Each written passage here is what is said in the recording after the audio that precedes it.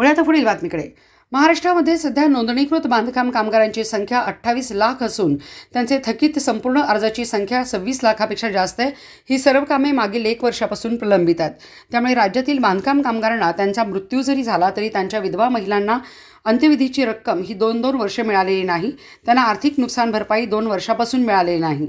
बांधकाम कामगारांच्या पाल्यांना 2 वर्षापासून शिष्यवृत्ती मिळालेली नाही.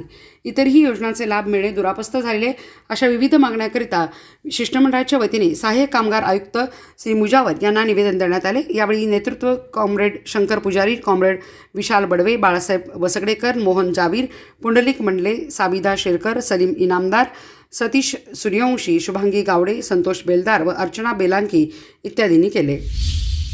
7 डिसेंबर शनिवारी ठीक सकाळी 11 पासून पुण्यातील राष्ट्र सेवा दल सभागृह, सिंहगड रोड, पर्वतीजवळ अत्यंत महत्त्वाचा मेळावा आयोजित करण्यात आलेला आहे.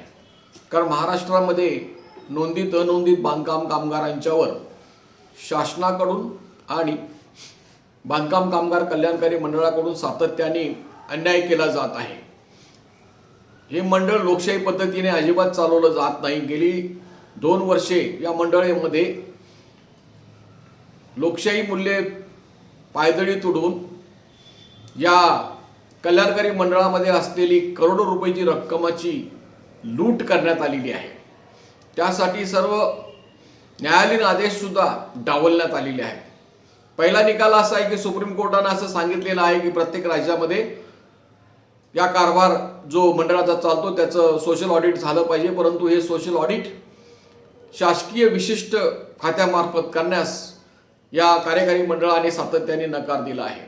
दुसऱ्या बाजू सुप्रीम कोर्टाने असा सुद्धा निकाल दिलेला आहे की या मंडळामध्ये बांधकाम कामगारांचे हित साधण्यासाठी बांधकाम कामगारांचे अर्ज करणे, बांधकाम कामगारांना कल्याणकारी लाभ मिळवून देणे यासाठी नोंदित कामगार संघटनांची मदत घ्यावी.